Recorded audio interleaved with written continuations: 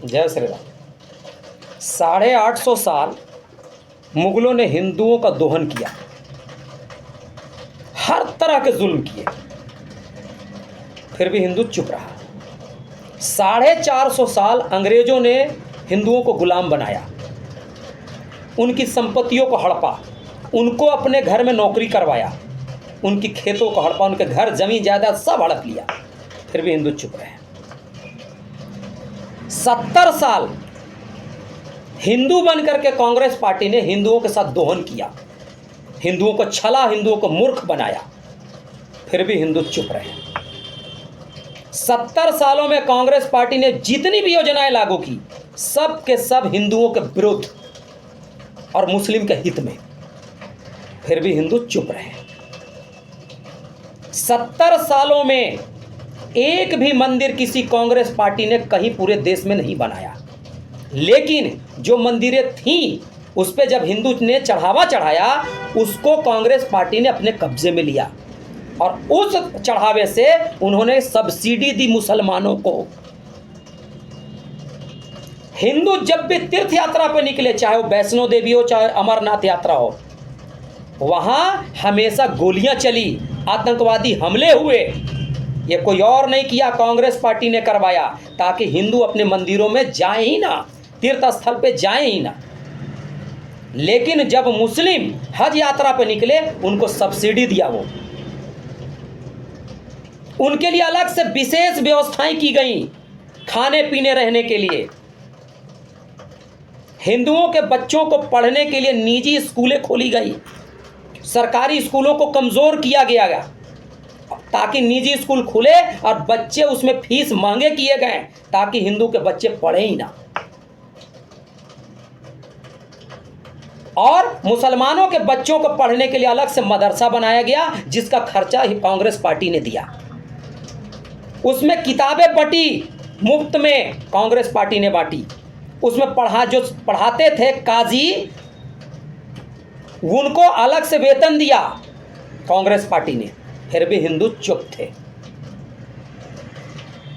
वक्फ board को असीमित power दे दिया कांग्रेस पार्टी ने, इतना पावर। उसमें से एक उदाहरण आपको बताते हैं। वक्फ बोर्ड के पास वो पावर है कि आपकी संपत्ति, आपके घर, आपके जमीन को अगर वक्फ बोर्ड कह दे कि ये मेरा है, तो आप कुछ नहीं कर सकते हैं। आपका सब डीड, पेपर, मोटेशन सब फेल, आप कहीं याचिका भी दायर नहीं कर सकते हैं। इतना पावर कांग्रेस पार्टी ने वक्फ बोर्ड को दिया। हिंदुओं के देश में 75 मुस्लिम लीग संस्थाएं बनाई गई, कांग्रेस पार्टी ने बनाया अपने खर्चे दे देकर। कोई मुस्लिम देश में अगर मुस्लिम लीग बनता ना, तो समझ में आता। आपके अपने देश में, हिंदुओं के देश में बना, हिंदू लीग नहीं बना एक भी, आज तक एक भी हिंदू लीग नहीं बना, लेकिन 75 मुस्लिम लीग कांग्रेस पार्टी ने बनाया, फिर भी हिंदू चुप थे। फिर एक बार हिंदुओं ने 1400 सालों के बाद एक छोटी सी चीज मांग दी कि हमारे आराध्य प्रभु श्री राम का मंदिर वापस दे दो। वहां पे पहले से प्रभु श्री राम का मंदिर था, वो राम जन्मभूमि है, प्रभु श्री राम के अपने पिताजी का वो जमीन है, उनके अपने खानदान का जमीन है, किसी का है, दूसरे का नहीं है। वहां पे बाबर ने उनकी मंदिर को तोड़ करके मस्जिद बनाया। बाबर अयोध्या में ना जन्मा और ना अयोध्या में मरा, फिर भी मस्जिद अयोध्या में बनाया। और चाहता तो देश में कहीं भी बना सकता था, लेकिन नहीं, वो प्रभु श्री राम के ही मंदिर को तोड़ के अपना मस्जिद बनाया। और हिंदुओं ने एक छोटी सी चीज मांग ली कि हमारे प्रभु श्री राम का मंदिर हमें वापस दे दो। वो भी कांग्रेस पार्टी को हजम नहीं हुआ। बदले में क्या मिला हिंदुओं को? माथे पर लगाने के लिए कार सेवकों के खून से सनी हुई मिट्टी, और पीने के लिए सरयू नदी में सना हुआ कार सेवकों का खून का पानी। पूरा सरयू नदी खून से लाल हुआ पड़ा था, कार सेवकों के खून से। और अर्पण करने के लिए मिला क्या? ट्रेनों में या बसों में भर भर करके कार सेवकों की लाशें। ये कांग्रेस पार्टी ने किया। कांग्रेस पार्टी ने गोलियां चलाई कार सेवकों पे, कितने कार सेवकों के शरीर में पत्थर बांध के समुंदर में फेंक दिया गया, कितने कार सेवकों की लाशें आज तक नहीं मिल सकी हैं। ये आपके अपने देश में हुआ, फिर भी हिंदू चुप थे। जुल्म और आतंक और हिंदुओं को ठगने का सारी पराकाष्ठा, सारी सीमा खत्म हो चुकी थी। हिंदू अपने शौर्य, अपने पराक्रम को भूल चुके थे। हिंदू अपने आप को हिंदू कहने में डरते थे। फिर एक दिन एक चाय बेचने वाला, मां भारती का सच्चा सपूत, भारत के सिंहासन पर बैठा,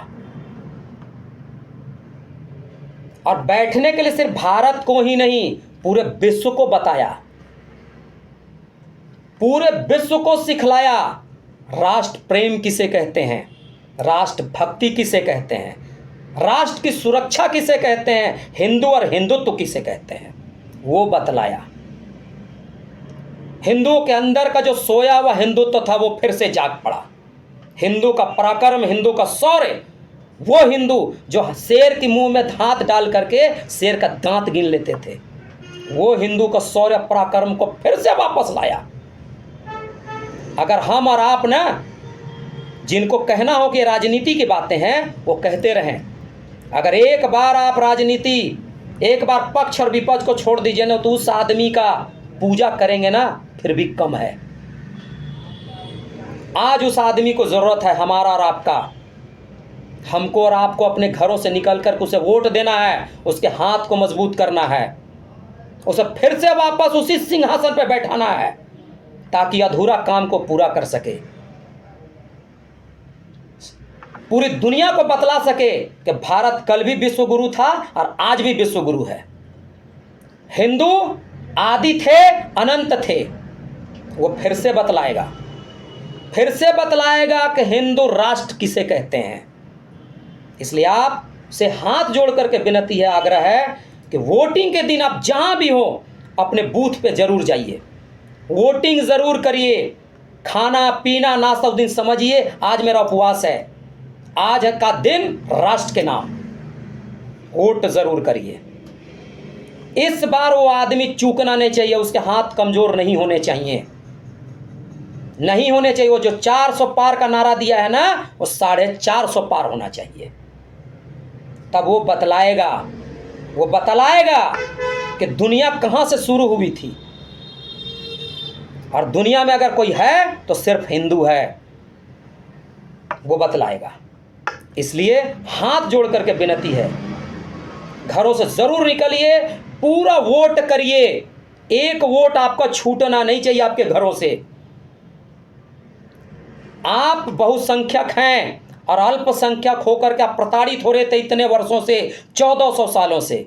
अब मत होइए, अपनी संख्या बल का प्रदर्शन करिए, अपनी एकता का प्रदर्शन करिए, अपनी जाति पाति सब छोड़ करके उस आदमी को वोट करिए। एक चाय वाला बतलाएगा हिंदू क्या होता है और हिंदुत्व क्या होता है, और हिंदू राष्ट्र किसे कहते हैं। जय श्री राम।